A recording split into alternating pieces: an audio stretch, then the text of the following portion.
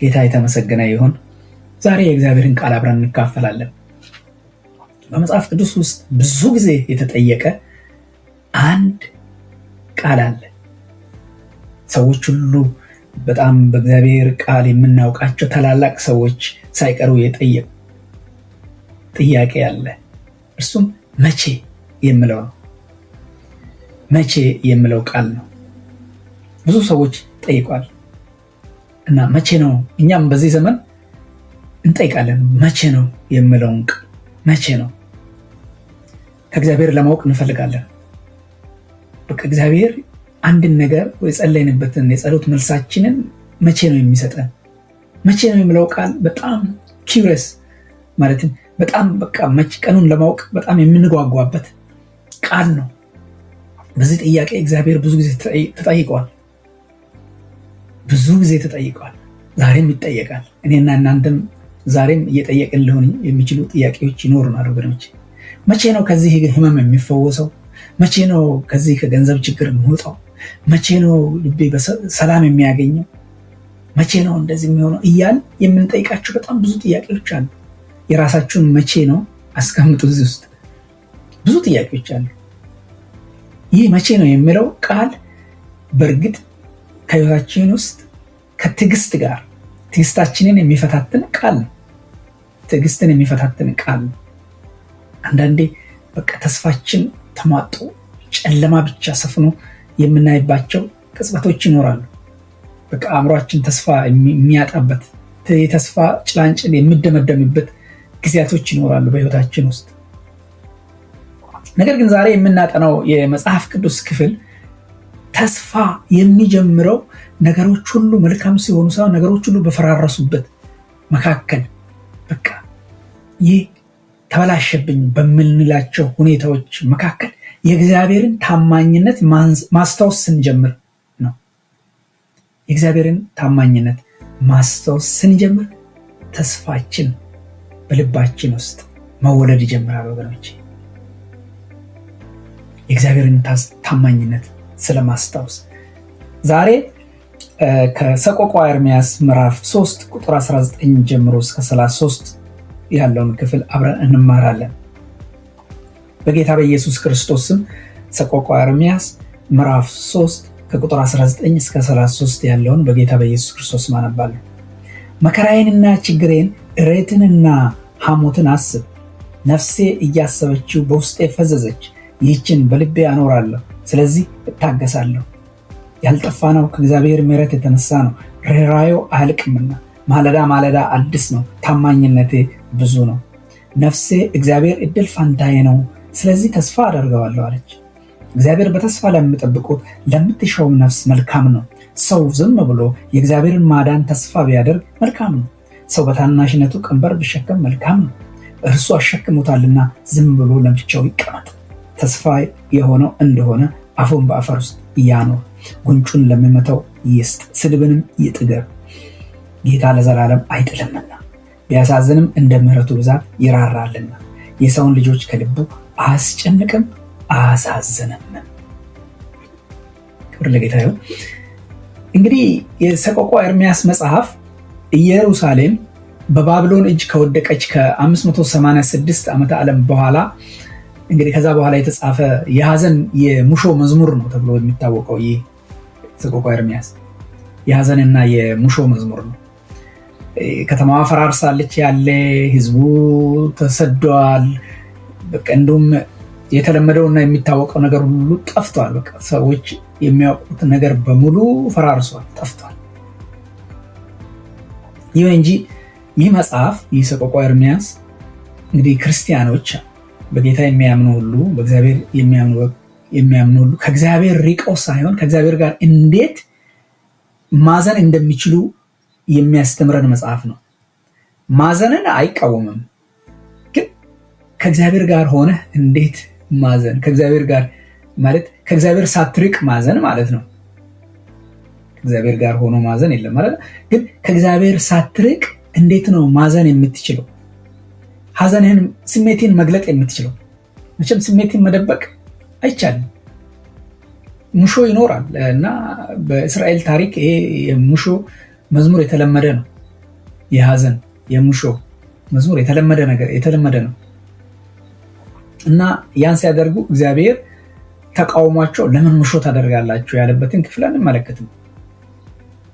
ምዕራፍ 3 ግን የመጽሐፉ በቃ ዋና ማዕከላዊ ክፍል ነው። እዚህ ጋር ጸሐፊው በቃ የተሰባበረ ነገር ግን የተሰባበረን ልብ የሚያሳየን ቢሆንም የተሰባበረ ልብ ያሳየናል፣ ግን እውነተኛ ይሄ ማይሸፋፍን ጤነኛ ለመምሰል የማይሞክር። ስለዚህ እውነትን እግዚአብሔር ይፈልጋል። አሁን እግዚአብሔር እውነትን ይፈልጋል። መምሰልን እያለቀሳችሁ የሚያስለቅስ እያለ ብትስቁ ይሄ አግባብ አይደለም። እግዚአብሔርንም ደስ የሚያሰኝ ሰውንም ደስ አያሰኝም። እያለቀሳችሁ አሁን በለቅሶ መሳቅ፣ ሰው ወንድሙ እህቱ ሞቶበት አባቱ እናቱ ሞቶበት በቤት ውስጥ ለሚመጣ ሁሉ እየሳቀ እንደሚጫወት ሰው ቢያሳልፍ ይሄ ኖርማል አይደለም። ስለዚህ ከቁጥር 19 እስከ 33 ባለው ክፍል ውስጥ ተስፋ የሚገኘው ህመማችንን በመካድ ሳይሆን እግዚአብሔር ማን እንደሆነ፣ እግዚአብሔር ምን እንዳደረገልን፣ እግዚአብሔር ማን እንደሆነ በማስታወስ ነው። በተለይ በማንነቱን በማስታወስ ነው። የእግዚአብሔርን ማንነት በማስታወስ ነው። እንግዲህ ከለቅሶ ጀርባ ያለ ተስፋ አለ።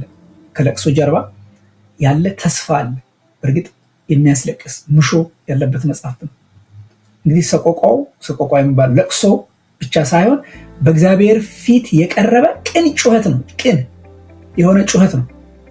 ስለዚህ መጽሐፉ የሚያስተምረን እግዚአብሔር ስለ መከራችን እንድንናገርና እንድንጮህ እንደሚፈቅድልን ከዚህ መጽሐፍ እንማራለን ወገኖች።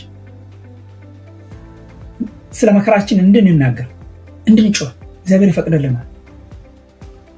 ይህ መጽሐፍ የሚያስተምረን ይህንን ነው። የቃል ኪዳን ታማኝነትን ደግሞ በዚህ መጽሐፍ ክፍል ላይ እንመለከታለን። የቃል ኪዳን ታማኝነት ይህን ስንል በነገሮች ሁሉ መፈራረስ መካከል ይሄ ጸሐፊው ትኩረቱ ከጥፋቱ ላይ አንስቶ ወደ እግዚአብሔር የማይለወጥ ባህሪ ያውም ታማኝነት ላይ ያደርጋል። በነገሮች ሁሉ ነገሮች ፈራርሰዋል፣ ግን በዛም መካከል ትኩረቱን ከጥፋቱ ላይ አንስቶ ወደ እግዚአብሔር ወደ ማይለወጥ ባህሪ ያውም ወደ ታማኝነቱ ላይ ነው የሚያደርገው። የቃል ኪዳን ታማኝነት፣ የእግዚአብሔር ታማኝነት ነገሮች ሊፈራርሱ ይችላሉ። የእግዚአብሔር ታማኝነት አይፈራርስም፣ የማይለወጥ ነው የእግዚአብሔር ባህሪ ታማኝነቱ። ወደዛ ነው አይናችንን እንድናደርግ የሚፈልገው ጸሐፊው። የአዲስ ምህረት ማለዳ የሚሆን አዲስ ምህረት ደግሞ በየቀኑ የሚታደሰው የእግዚአብሔር ምህረት ለትላንት ስህተታችን ይቅርታን፣ ለዛሬው ጭንቀታችን ደግሞ ብርታትን የሚሰጠን የእግዚአብሔር ምህረት እንዳለ በመጽሐፉ ያሳየናል። በዚህ ሰቆቃ ኤርምያስ ይህንን ነው የምናየው። እንግዲህ ህይወት ሲመሰቃቀል ተስፋችን እንድታደስ የእግዚአብሔርን ምህረት ማስታወስ አለብን ወገኖች። ህይወት ሲመሰቃቀል፣ ነገሮች ሲፈራርሱብን ተስፋችን እንድታደስ የእግዚአብሔርን ምህረት ማስታወስ አለብን። ምክንያቱም የምንወጣው በምህረቱ ነው፣ የምንገባው በምህረቱ ነውና። ለምንድን ነው በመከራ ውስጥ እንኳን ሆነን መቀጠል እንጂ ተስፋ መቁረጥ የሌለብን? የመጀመሪያው በዚህ ስር 3 ነጥቦችን እንመለከታለን። ለምንድን ነው በመከራ ውስጥ እንኳን ሆነን መቀጠል እንጂ ተስፋ መቁረጥ የሌለብን በሚለው ነጥብ ስር 3 ነገሮችን እንመለከታለን። አንደኛ፣ ህመማችን መኖሩ ይሁን ቢሆንም ተስፋ የሚያስቆርጥ ስለማይሆን ነው። ቁጥር 19 እስከ 21 ተስፋ ማስቆረጥ የለበትም። ህመማችን አለ። ህመማችን መኖሩ እውን ነው። ችግራችን፣ መፈራረሳችን መኖሩ፣ ሐዘናችን መኖሩ እውን ነው፣ እውነት ነው። ቢሆንም ግን ተስፋ የሚያስቆርጥ አይደለም። ቁጥር 19 እስከ 21 ይህንን ነው የምንመለከተው። ተመልከቱ ቁጥር 19 ላይ የሚለውን መከራዬና ችግሬን እሬቴና ሐሞትን አስብ ይላል። መከራዬና ችግሬን እሬትና ሐሞትን አስብ። እንግዲህ መራርነቱን በስሙ ይጠራዋል። በዚህ ክፍል ነቢዩ መራራነትን፣ መከራዬን፣ ችግሬን፣ እሬት እንዴት እንደሚመር ታውቃላችሁ? ሐሞት እሬት የሚመር ነገር ነው። በቃ መራራ ቀምሳችሁ ታውቃላችሁ? እኔ ቀምሼ አውቃለሁ፣ ሁለቱንም ድሮ ማለት ነው። በጣም ቀምሼ አውቃለሁ። እንደነሱ የሚመር ነገር ያለ አይመስለኝም፣ የእሬትና የሐሞት ነገር እና በጣም የሚመር ነው፣ ይመራል። ይሄ መራራነት በስሙ መጥራት፣ የመከራውን መራራነት በስሙ መጥራት ነው። መቼም ለንግግር ለማሳመር የቀረበ የተጋነነ ቅኔ አይደለም። የተጋነነ ቅኔ አይደለም እሬት ሐሞት እያለ ሲናገር፣ ምክንያቱም በእንባ የተጻፈ የመንፈሳዊ ህይወት በቃ የመሰባበር የልብ መሰባበር ያንን የሚያስታውስ ነው ይህ መጽሐፍ። በዛ አይነት ሁኔታ የተጻፈ መጽሐፍ፣ በእንባ በሙሾ በቃ ህይወት እንባ እያፈሰሰ የተጻፈ መጽሐፍ ነው። ስለዚህ ከዚህ እውነተኛ መንፈሳዊነት የሚባለው ህመምን መካድ አይደለም። ህመምን አልታመምኩም ማለት አይደለም። በዚህ ቦታ እንደውም ኤርምያስ ምንድን ነው የሚለው? አስብ፣ መከራዬና ችግሬን እሬቴንና ሐሞትን አስብ፣ ይህ መራራ ነገር አስብ ብሎ እግዚአብሔርን ነው የሚጠይቀው። እግዚአብሔርን አስብ ስለው እንደውም ህመሙን ራሱ ወደ ጸሎት ቀይሮታል ማለት ነው። አስብ፣ መራራነት አለ፣ እንባ አለ፣ ግን ይህንን አስብ ስል ወደ ጸሎት ቀይሮታል። ወገኖቼ የኔና የናንተ ህመም፣ የኔና የናንተ የቁስለት መራራነት በውስጣችን ያለው የሚያስለቅሰን በውስጣችን ያለው ነገር በእውነት እያለቀስን ተስፋ እየቆረጠን እንድኖር ሊያደርገን አይገባም። ይልቁን ወደ ጸሎት ሊቀየር ይገባል። ህመሙን ወደ ጸሎት ቀየር፣ አስብ ይለዋል። ቁስልህን ደብቅ አይደለም፣ ያለብህን መከራ ደብቅ ሳይሆን ቁስል እያሳየ በቃ ፈውሰኝ ብለህ ወደ ጸሎት ቀይር፣ ወደ ጸሎት ቀይር። ይህንን በእውነት ይህ ክፍል የሚያስተምር ነው ወገኖች። ቀጥሎ ቁጥር 20 ላይ ነፍሴ ሁልጊዜ ታስባለች በውስጤም ዝላለች ይላል። ቁጥር 20 ላይ ነፍሴ ሁልጊዜ ታስባለች በውስጤም ዝላለች። በቃ በእውነት ህመም፣ መከራ፣ ችግር ነፍስን የሚያዝል ነገር ነው። ጥንቃቄ ካላደረግን በስተቀር ነፍሳችንን ያዝላል፣ በአእምሮ ውስጥ ይመላለሳል። በቃ አእምሯችንን እየተመላለሰ የሚደቁስ ነገር ነው።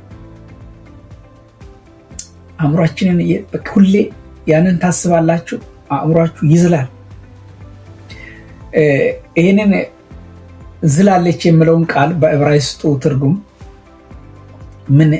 ምን ልክ እንደ ከባድ ሸክም ሰውነታችን እንደሚያጎብጠው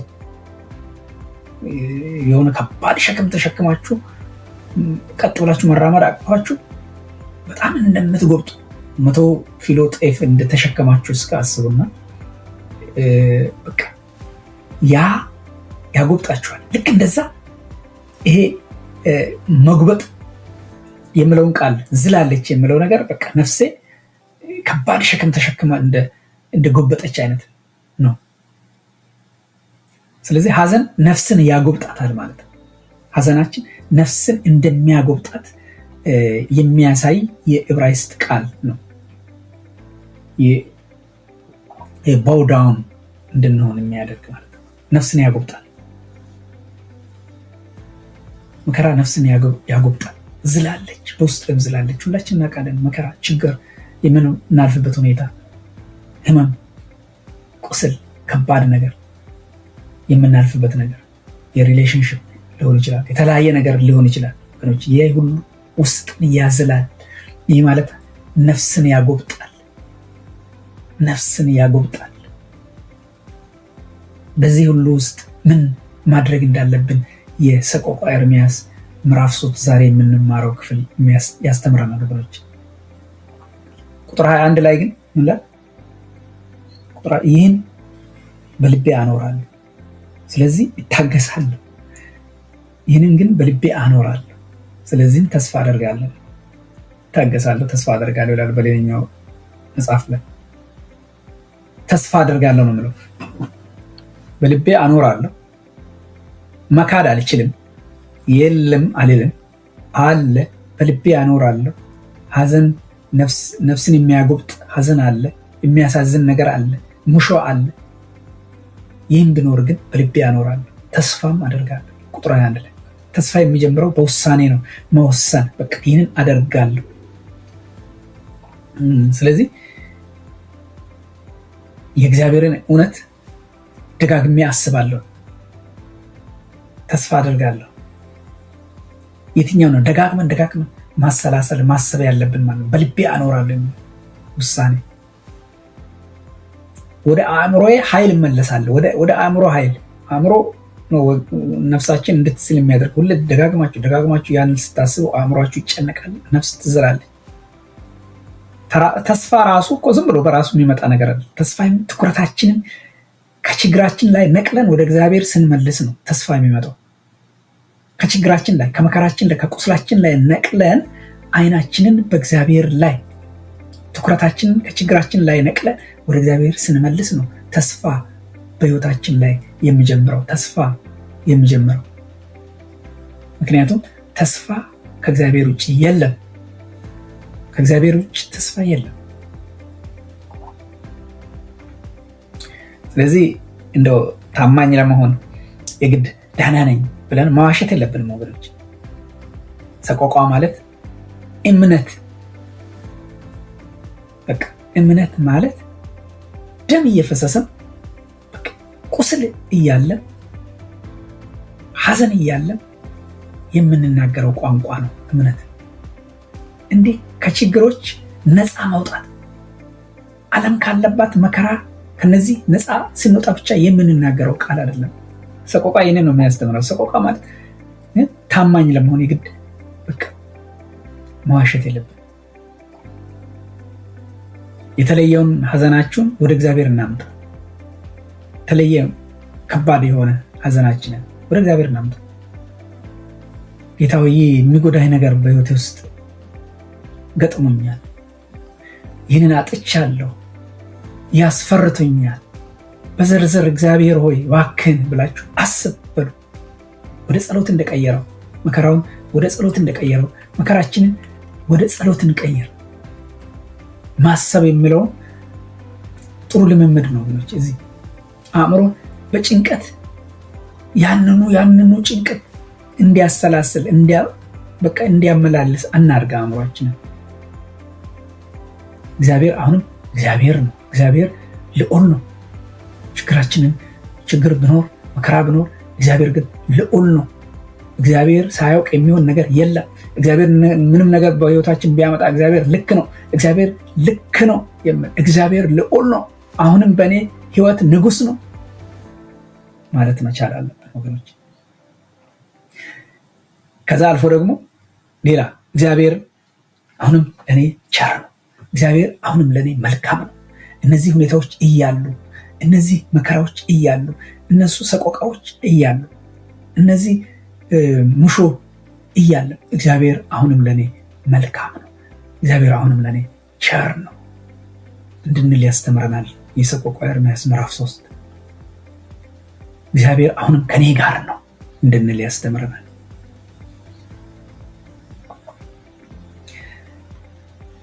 እግዚአብሔር አሁንም ከኔ ጋር ነው። ግን ውስጣችንን ግለጥ አድርገን እንናገራለን። ያለብን አንደብቅም፣ የለብኝም አንልም፣ አንዋሽም። በቃ በዚህ መካከል እያለፍኩ ነው እያልን እናለቅሳለን፣ ሙሾ እናወርዳለን። እስራኤላውያንም ያደርጉ እንደነበረ እናለቅሳለን፣ እናዝናለን። እውነት ነው። ግን ከእግዚአብሔር አንደብቅም። በቃ ወደ ጸሎት እንቀይራለን። አስብ ይህንን መራራ ነገር፣ ይህንን ሐሞት እንደ እሬት የሆነውን መራራ ነገር አስብ ብለን ወደ እግዚአብሔር እንመጣለን። እግዚአብሔር ልዑል እንደሆነ ንጉሳችን እንደሆነ እያሰብን በዚህ መከራም ውስጥ እግዚአብሔር አሁንም ለኔ መልካምና ቸር እንደሆነ እያሰብን እግዚአብሔር አሁንም ከኔ ጋር እንዳለ እያሰብን እግዚአብሔር ከኔ ጋር ነው እያለ እንግዲህ አንድ ሰው እናስብ አንድ ነገር ለምሳሌ አንድ ወታደር በጦርነት ሜዳ ላይ ቆስሎ ወደ ሕክምና ጣቢያ ሲመጣ ዶክተሩ መጀመሪያ የሚያደርገው ቁስሉን በግልጽ ማየት ነው አይደል? ቁስሉን ያያል። ከዛ ወታደሩ መልሶ አይ ምንም አልሆንኩም ደህና ነኝ ብሎ ብደብቅ ወይም ቁስሉን ባያሳይ ዶክተሩ ሊረዳው አይችልም አይደል? ሊረዳው አይችልም። ቁስሉ እንዲድን መጀመሪያ መታየትና መታጠብ አለበት። ከዛ በኋላ ዶክተሩ የሚወስነው ውሳኔ ይኖራል። ቆርጦ ማውጣትም ሊሆን ይችላል፣ ሌላ የተለያየ ነገርም ሊሆን ይችላል። እና ስለዚህ ቁስላችንን እኛም ለእግዚአብሔር ማሳየት አለብን። እግዚአብሔር እንዲፈውሰን ለእግዚአብሔር ማሳየት አለብኝ። አልቆሰልኩም፣ ምንም ችግር የለብኝም የምንል ከሆነ ውሸታሞች ነን ማለት ነው። እዚህ ጋ ያመኛል፣ በግልጽ መናገር አለብን። ልቤ ወርዷል፣ ደክሞኛል፣ ወድቄያለሁ፣ እንደዚህ ሆኛለሁ ብለን ለእግዚአብሔር እውነቱን ስንናገር እግዚአብሔር እንዴት እንደሚያነሳ፣ እንዴት እንደሚያበረታ፣ እንዴት እንደሚመጣ ያውቃል። እውነተኛ መሆን የተስፋ መጀመሪያ ነው እንጂ የተስፋ መቁረጥ ምልክት አይደለም። እውነተኛ መሆን የተስፋ መጀመሪያ ነው። እንደው ተስፋ በልባችን የመኖሩ ተስፋ ወደ ልባችን መወለድ መጀመሩ የመጀመሪያ ነገር ነው እንጂ የተስፋ መቁረጥ ምልክት አይደለም።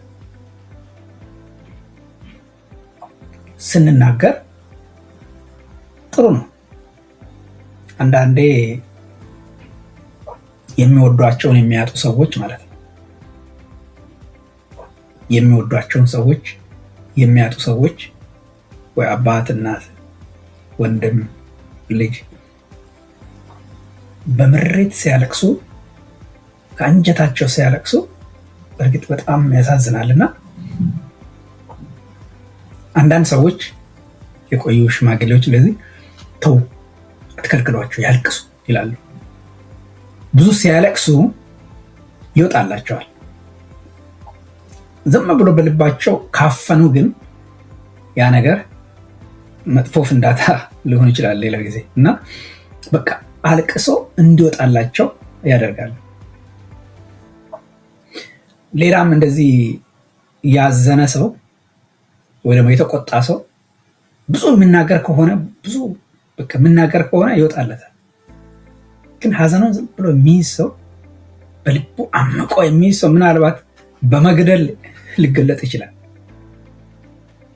በውስጡ አምቆ የሚናገሩ ሰዎች አትጥሉ።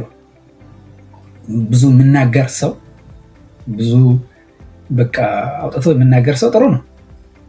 እንግዲህ አንድ ለምሳሌ እንደ ውሃ እንደዛ ማለት ከሆነ አንድ ትልቅ ግድብ እናስብና ከፍተኛ ውሃ የያዘ ግድብ በከፍተኛ እንግዲህ ግፊት ሲገፋው እናስብ። ትልቅ ግድብ በውስጡ የያዘው ውሃ አለ አይደል? በከፍተኛ ግፊት ሲገፋው ግድቡ ያንን ግፊት ለመቀነስ ምን ያደርጋል? ፍሳሽ ማስወገጃ ያስፈልገዋል አይደል? ስፒልዌይ የሚባለው እዚህ አካባቢ ስፒልዌይ ይሉታልና ስፒልዌይ ያስፈልገዋል። ፍሳሽ ማስወገጃ ይጠቀማሉ። ምን ማለት ነው? ያ ፍሳሽ ማስወገጃ ከሌለ ግድቡ ይፈርሳል። ውሃው በቃ በኃይል እዛ ይከማቻል። ፕሬሸር አለ ማለት ነው። ከባድ ፕሬሸር ይኖራል። ግድቡ ሁሉ ሊፈርስ ይችላል። እና ለዛ ነው ማስወገጃ ብዙ ጊዜ የሚያደርጉለት። እና በውስጣችን ያለው ሀዘንና ጭንቀት ግፊት አለው፣ ፕሬሸር አለው። እንደ ከውሃ የበለጠ ፕሬሸር አለው። ያንን ግፊት በዝምታ ዝም ብለን አፍነን ከያዝነው ልባችንን የበለጠ ሊሰብር ይችላል። ስለዚህ ሰቆቋ ላሜንት የምለውን ሰቆቋ ያንን የውስጥ ግፊት የምናስወጣበት መተንፈሻ ነው። ይህ ላሜንት ሰቆቋ፣ ይህ በግልጽ የምንናገረው እንዲሆኛ ነው ሙሾ ያ ማስተንፈሻ በቁጥር 19 እና 20 ላይ ኤርሚያስ ያደረገው ይህንን ነው። በውስጡ የታመቀውን መራራነት ለእግዚአብሔር አፈሰሰው። ማፍሰስ ግፊቱ ሲወጣ ቁጥር 21 ላይ ለተስፋ የሚሆን ቦታ በአእምሯችን ውስጥ ይገኛል ማለት ነው። ተስፋ ይጀምራል፣ ተስፋ መፈንጠቅ ይጀምራል ለእግዚአብሔር ስንናገር ማለት ነው። ስለዚህ ወገኖቼ በጸሎት ለእግዚአብሔር እንናገር፣ እውነቱን እንናገር፣ አንደብቅ፣ ስሜታችንን አንደብቅ። አሁን ያለንበትን ሁኔታ ምንም አልሆንኩም ሳይሆን ጌታ ሆይ እንደዚህ ሆኛለሁ አስብ እንበል። ኤርሚያስ እንዳለው ማለት ነው። ህይወት ሲመሰቃቀል ተስፋችን እንድታደስ የእግዚአብሔርን ምሕረት ማስታወስ አለብን። ህይወት ሲመሰቃቀል ተስፋችን እንድታደስ የእግዚአብሔርን ምሕረት ማስታወስ አለብን። ለምንድን ነው በመከራ ውስጥ እንኳ ሆነን መቀጠል እንጂ ተስፋ መቁረጥ የሌለብን? ሁለተኛ የእግዚአብሔር ጽኑ ፍቅር ከክፉ ቀናችን በላይ ብርቱ ስለሆነ። ሃሌሉያ! በጣም ደስ ይለኛል ይሄ ነጥብ። የእግዚአብሔር ጽኑ ፍቅር ከክፉ ቀናችን በላይ ብርቱ ስለሆነ ቁጥር 22 እስከ 24 ያልጠፋነው ከእግዚአብሔር ምሕረት የተነሳ ነው፣ ርኅራኄው አያልቅምና ይላል። ቁጥር 23 ደግሞ ማለዳ ማለዳ አዲስ ነው፣ ታማኝነትህ ብዙ ነው። ነፍሴ እግዚአብሔር እድል ፋንታዬ ነው፣ ስለዚህ ተስፋ አደርገዋለሁ አለች። በዚህ በሁለተኛ ያልጠፋነው ከእግዚአብሔር ምሕረት የተነሳ ነው፣ ርኅራኄው አያልቅም፣ የእግዚአብሔር ቸርነት አያልቅም። ቁጥር 22 ላይ የእግዚአብሔር ቸርነት የእግዚአብሔር ምሕረት አያልቅም። የእግዚአብሔር የቃል ኪዳን ፍቅር መቼም በምንም የሚቋረጥ አይደለም። ምንም አያቋርጠውም። የኛ ሁኔታ እንኳን አያቋርጠውም። የኛ ኃጢአተኝነት፣ የኛ በደለኝነት፣ የኛ ወደ እግዚአብሔር እንደሚገባ እሱ እንደሚፈልገው አለመሆናችን እንኳን የእግዚአብሔርን ፍቅርና የእግዚአብሔርን መልካምነት የእግዚአብሔርን ቸርነት አያቋርጠውም። እዚህ ቸርነት የሚለውን የዕብራይስጡ ቃል እንደውም ምን ይላል? ሄሴድ የማይለወጥ የማይነጥፍ ታማኝ የሆነ ፍቅር ማለት ነው። የማይነጥፍ ፍቅር ማለት ነው። በምንም ሁኔታ ኮንዲሽን የሌለው ማለት ነው። ዓለማችን ግን በሁኔታዎች ላይ የተመሰረተ ፍቅር ነው የምትሰጠን አይደለም። በዓለም ያለው በሁኔታዎች ስትሰጡ ይሰጣችኋል፣ ስትከለክሉ ይከለክላችኋል። በቃ በሁኔታ እንካ ባንካ የሆነ ዓለም ላይ ነው የምንኖረው። እግዚአብሔር ግን በባህሪው ላይ ፍቅሩ ጽኑ ነው። ፍቅሩ አንኮንዲሽናል ነው። ምሕረቱ ዘላለማዊ፣ የማይለዋወጥ የማይነጥፍ ታማኝነት ያለው እግዚአብሔር። ሃሌሉያ! ክብር ለጌታ ይሁን። የእግዚአብሔር ፍቅር ምሕረቱ አያልቅምና ማለዳ ማለዳ አዲስ ነው ይላል ቁጥር 22 እስከ 23።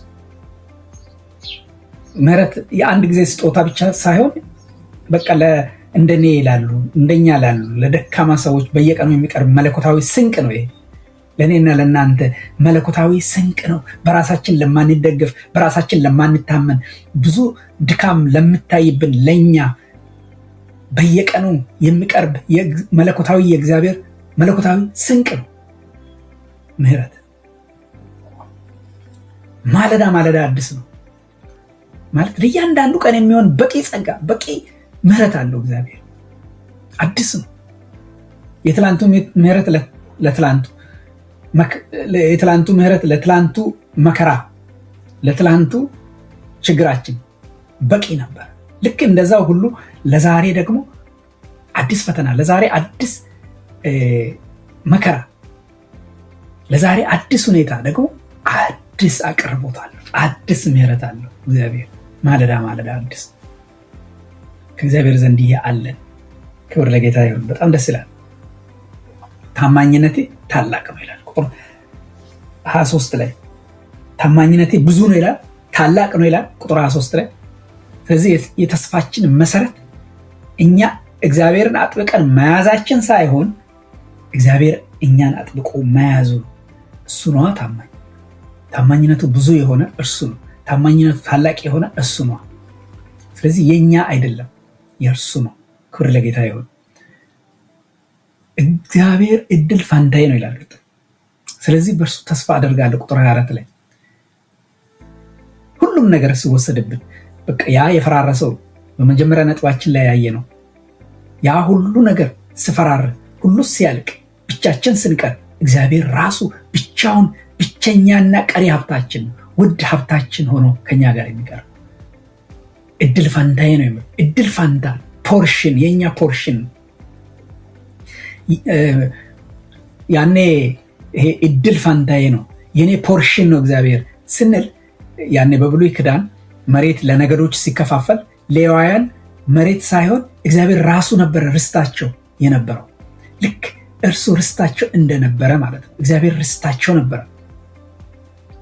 ስለዚህ እኔና እናንተም እግዚአብሔር የኛ ፖርሽን ነው፣ እድል ፋንታችን እግዚአብሔር እድል ፋንታዬ ነው ይላል።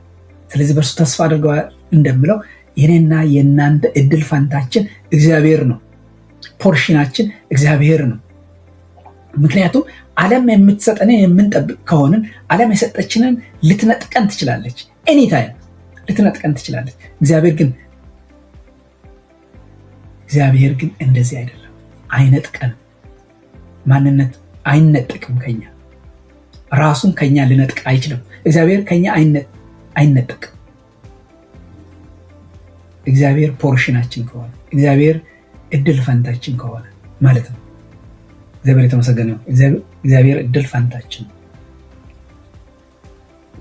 ስለዚህ የእግዚአብሔርን ፍቅር በዛሬው ባለን ምቾት ባለን ሁኔታ አንለካም። ስለዚህ ከለካንም በእርሱ በማይለወጠው ማንነቱና ባህሪው ነው መለካት ያለብን ወገኖች። በዚህ ነው መለካት ያለብን።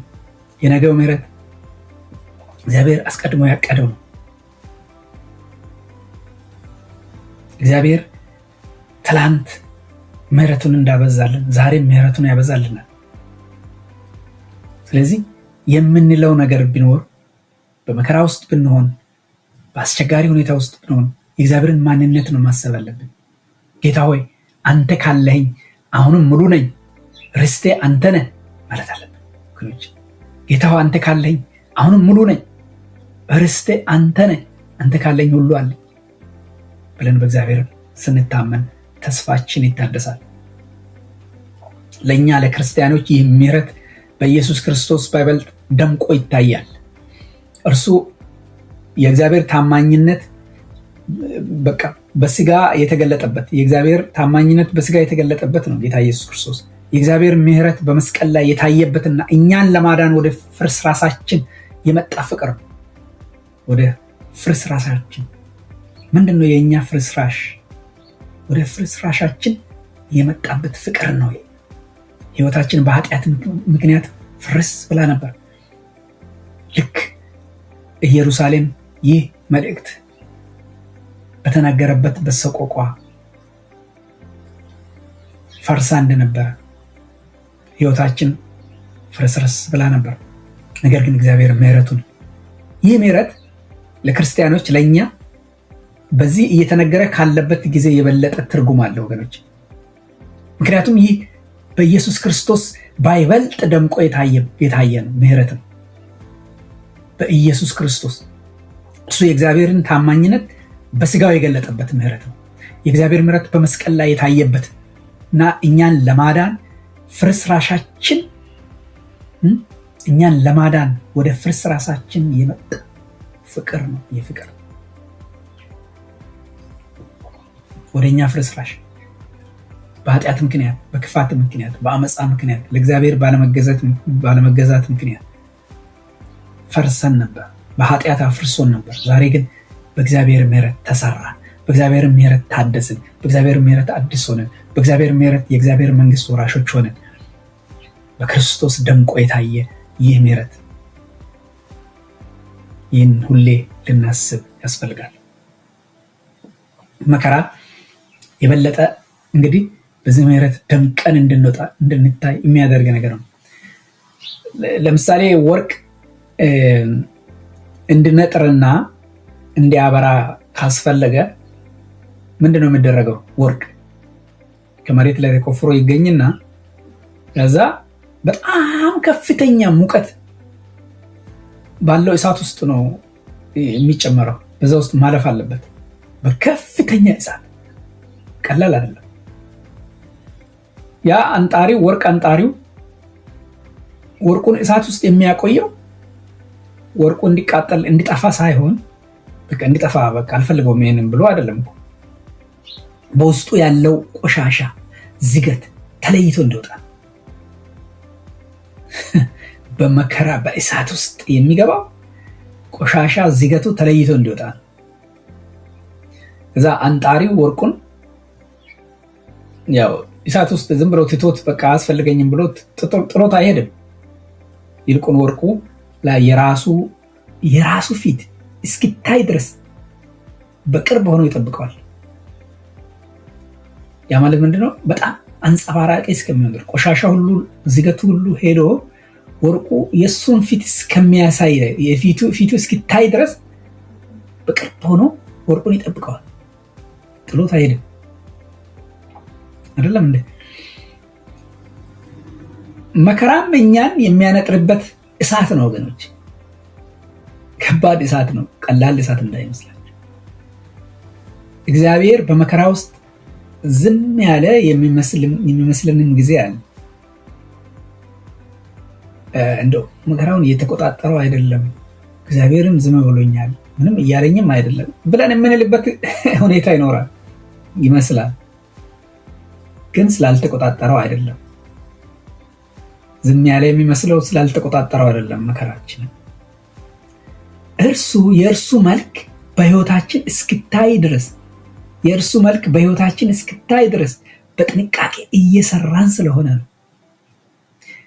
ልክ ያቺ ወርቅ ከዝገቷ ቆሻሻዋ ከላዩ ላይ ተነስቶ የሰው ፊት እንደምታሳይ ልክ እንደዛው የኛ መልክ ደግሞ በሕይወታችን የኛ መልክ ማለት የሱ መልክ የእግዚአብሔር መልክ ማለት የክርስቶስ ኢየሱስ መልክ በሕይወታችን እስኪታይ ድረስ በጥንቃቄ እየሰራን ነው ያለው እንጂ እግዚአብሔር ስላልተቆጣጠረው አይደለም። ስለዚህ መከራው የሚቆይበት ጊዜ በእግዚአብሔር እጅ ነው ማለት እሱ የተቆጣጠረው። ስለዚህ እሳቱ እኛን አይበላንም። እሳቱ እኛን ነጥረን እንድንወጣ የእግዚአብሔር መልክ እንድታይብን ያደርጋል። ወገኖቼ ይህንን ያደርጋል።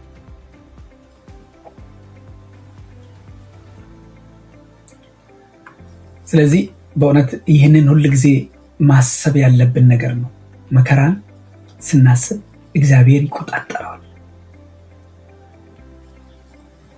ሕይወት ሲመሰቃቀል ተስፋችን እንድታደስ የእግዚአብሔርን ምሕረት ማስታወስ አለብን። ሕይወት ሲመሰቃቀል ተስፋችን እንድታደስ የእግዚአብሔርን ምሕረት ማስታወስ አለብን። ለምንድነው በመከራ ውስጥ እንኳን ሆነን መቀጠል እንጂ ተስፋ መቁረጥ የሌለብን? ለምንድነው በመከራ ውስጥ እንኳን ሆነን መቀጠል እንጂ ተስፋ መቁረጥ የሌለብን? ሶስተኛውና የመጨረሻው ነጥብ የምንመለከተው እግዚአብሔር በመከራ ውስጥ ሐሳቡ እኛን መቀጥቀጥ ሳይሆን በትዕግስት በመጠበቅ ውስጥ ስለሚሰራ ነው።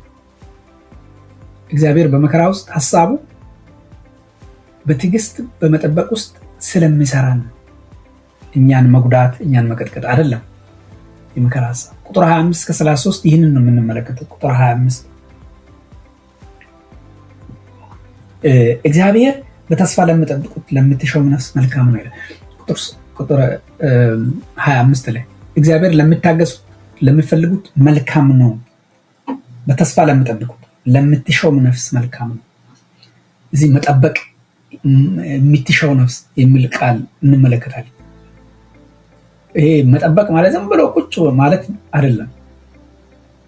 እግዚአብሔርን መፈለግ ማለት ነው። እግዚአብሔርን እየፈለጉ መጠበቅ ማለት ነው። እግዚአብሔርን መፈለግ መጽሐፍ ቅዱሳችን እግዚአብሔር በሚፈልግበት ጊዜ ጥራው ይላል። በሚገኝበት ጊዜ እግዚአብሔር ይፈልጋል፣ ይገኛል። ስለዚህ ዝም ብሎ መጠበቅ ሳይሆን እግዚአብሔርን እየፈለጉ መጠበቅ። ለምትሻው ነፍስ መልካም ነው እግዚአብሔር፣ ለምትፈልገው ነፍስ። እግዚአብሔርን ስንቶቻችን እንፈልጋለን? እግዚአብሔርን ስንቶቻችን እንጠማለን? ነፍሴ እግዚአብሔርን ተጠማች ይላል። ዋላ ውሃ ወደ ውሃ ውስጥ እንደምትናፍቅ ነፍሴ እግዚአብሔርን ተጠማች፣ ወደ እሱ ገሰግሳለሁ ይላልና በእውነት ወገኖቼ እግዚአብሔርን በመፈለግ ልንጠብቅ ያስፈልጋል። ቁጥር 25 ቁጥር 26 ላይ ሰው ዝም ብሎ የእግዚአብሔርን ማዳን የሚለው መድኃኒት ልንል እንችላለን። ተስፋ ቢያደርግ መልካም ነው። ቅድም እንዳልነው ነገሩን መካድ ሳይሆን ራስን ለእግዚአብሔር አሳልፎ በመስጠት መታመን። ተስፋ ቢያደርግ ራስን ለእግዚአብሔር አሳልፎ በመስጠት በቃ እግዚአብሔር ያድነኛል፣ እግዚአብሔር መድኃኒቴ ነው፣ እግዚአብሔር ለዚህ ህመሜ መድኃኒት አለው፣ መድኃኒት ነው፣ እርሱ ራሱ መድኃኒቴ ነው ብሎ በእርሱ ታምኖ መጠበቅ፣ በእርሱ ተስፋ እያደረጉ መጠበቅ ማለት ነው። ብቻውን ይቀመጥ ዝም የሚበል አፉን በአፈር ውስጥ ያኖር፣ ምናልባት ተስፋ ያገኝ ይሆናል። ቁጥር 28 ከ9 እንግዲህ ብቻውን ይቀመጥ ዝም የሚበል አፉን በአፈር ውስጥ ያኖር። ራስን ዝቅ ማድረግ ማለት ነው። ይሄ በጣም ራስን ዝቅ እያደረገ በእግዚአብሔር ታምኖ ይጠብቅ ነው።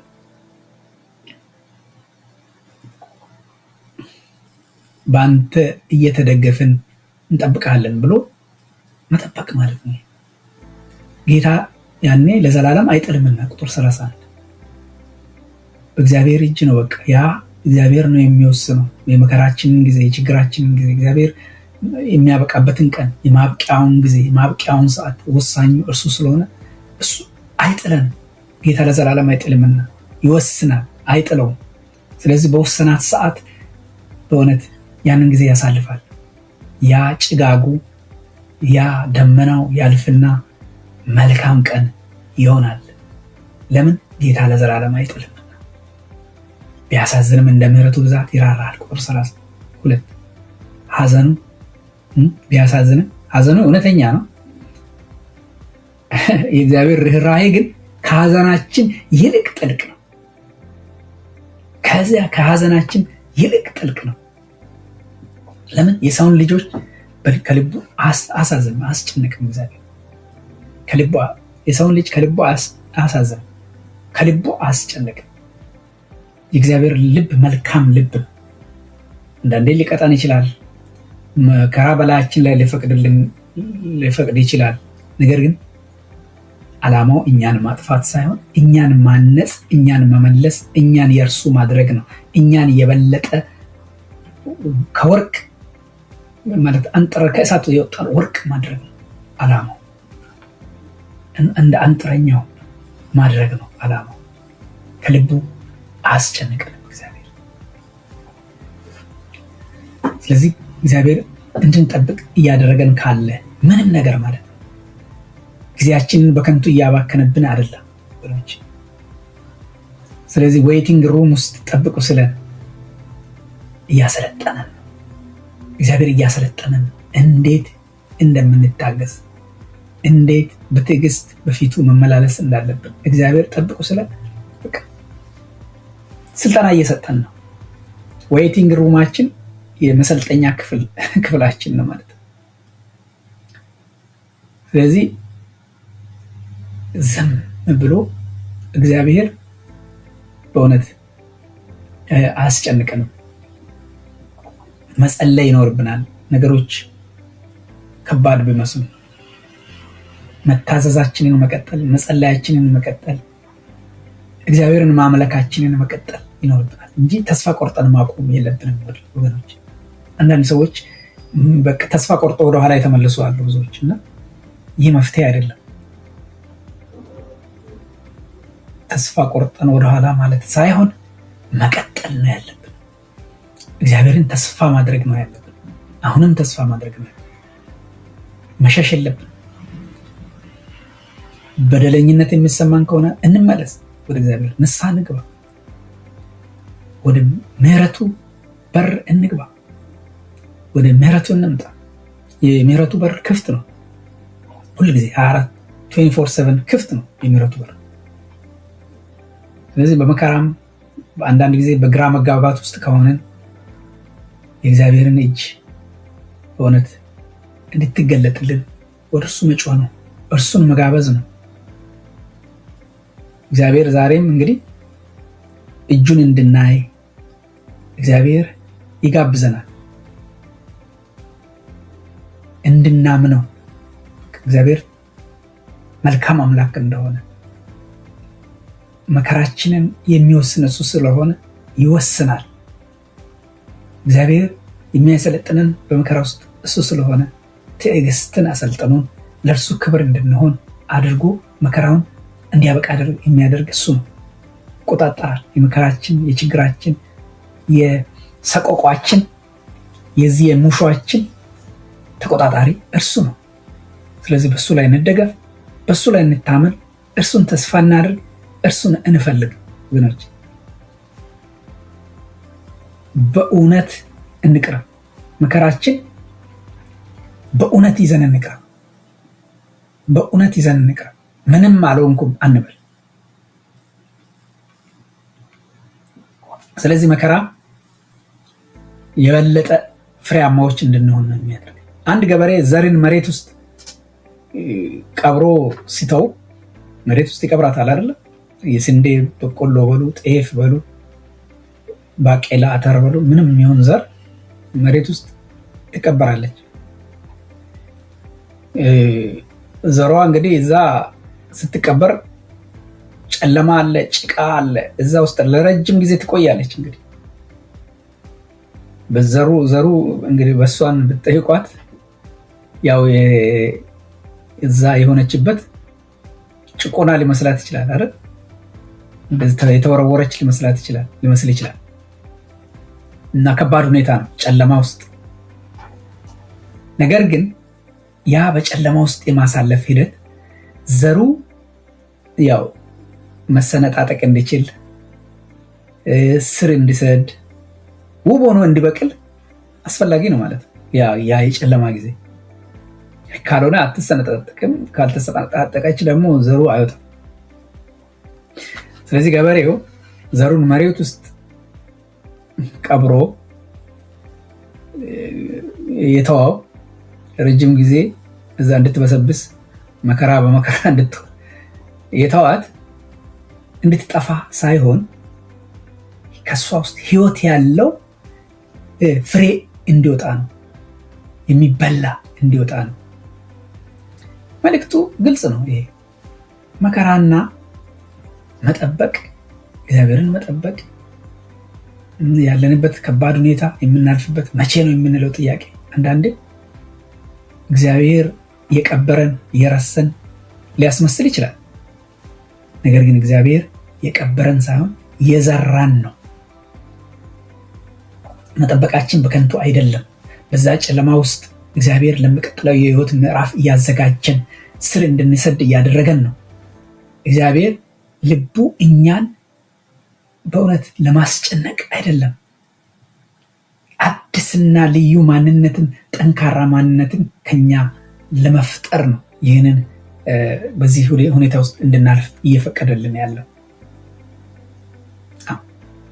እግዚአብሔር መልካም አምላክ ነው ወገኖች። ለእኛ መልካምነት ነው። እግዚአብሔር የሚፈልገውን ነገር ከህይወታችን ሊያወጣ ነው እንደዚህ የሚያደርገው። ዝገት፣ ቆሻሻ የሆነን ነገር ልክ እንደ ወርቅ እንደ ቅድም እንደተነጋገር ነው ማለት ነው። ለምሳሌ የቀዶ ጥገና ሐኪም ብላዋ ብናስብ ሰርጀሪ የሚያደርገው ያማል አይደለም? ሰርጀሪ ሲደረግ ሰው ቆርጦ ሰውነት ሲቆረጥ ያማል በጣም። ነገር ግን የሚቆርጠው በቃ ለማጥፋት አይደለም፣ አካለ ስንኩል ለማድረግ አይደለም፣ ለመፈወስ ነው። በሽተኛው ደም ይፈሰዋል።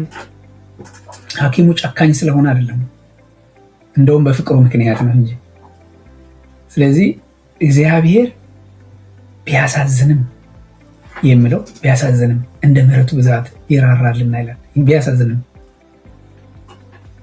ምሕረትና ፈውስ ስላለበት ነው። የእግዚአብሔር ማሳዘን ምሕረትና ፈውስ ያለበት ነው። እኛን ሰው ማድረግ ያለበት ነው። ወደ አዲስ ምዕራፍ እኛን ማሸጋገር ያለበት ነው። ስለዚህ በእግዚአብሔር እንታመን ወገኖች። ስለዚህ ነፍሳችን በሐዘን ስትዝል፣ ሰቆቋ ሲሆን፣ ከራ ሲሆን ለእግዚአብሔር በቅንነት እንናገር። ቁጥር 19 እስከ 20 ይህንን ነው ያየነው። እውነቱን በአእምሯችን እናመላለስ። እውነቱ አንዋሽ። ቁጥር 21 ላይ በየቀኑ የሚያድስ ምህረት እንዳለው አስበን ምህረቱን እንጠባበቃለን። በትህትናና በተስፋ እንጠብቀዋለን። ስለዚህ አንዳንዶቻችን ማንም የማያየው የግል ፍርስራሽ ይዘን መጥተን ይሆናል። በሱ ፊት ቆመን ይሆናል። እግዚአብሔር ያንን እንድንክድ አይጠይቅንም። በቃ እኔ ዳና ነኝ እንድንል ይህንን አይጠብቅብንም ወገኖቼ። ይልቁን ወደ እርሱ እንድናመጣ በምህረቱ ላይ እንድንታመን ነው የሚፈልገው እግዚአብሔር። ስለዚህ የሕማማችንን፣ የቁስላችንን፣ የችግራችንን ስሙን ጠርተን ለእግዚአብሔር እንናገር። እግዚአብሔር የማይለወጥ ፍቅሩን፣ የማይለወጥ ታማኝነቱን የእግዚአብሔርን እናስብ፣ ማንነቱን እናስብ። ሁልጊዜ በበደል ኃጢአት የሚሰማን ከሆነ እንመለስ ወደ እርሱ። በእርሱ እንታመን፣ እንፈልገው፣ በእርሱ እንታመን። እንግዲህ ምናልባት ወደ ክርስቶስ መጣችሁ ለማታውቁ የእግዚአብሔር ልብ እናንተን እንግዲህ ለማሳዘን አለመሆኑ ትልቅ ማስረጃው መስቀሉ ነው። ስለዚህ ኢየሱስ ወደ ሐዘናችን፣ ወደ ጭንቀታችን ገብቷል። ኃጢአታችን ተሸክሟል። ሕያው ተስፋ ሰጥቶናል በክርስቶስ በኩል። ስለዚህ ዛሬ ጥሪ እናደርግላችኋለን። ይህንን የምትሰሙ ጌታን የማታውቁ ወገኖች ካላችሁ ወደ እርሱ ኑ፣ ወደ ምህረቱ ኑ። አዲስና ተስፋ ያላችሁ ያደርጋችኋል። ክብር ለጌታ ይሁን። እግዚአብሔር የተባረከ ይሁን። ተባረኩ።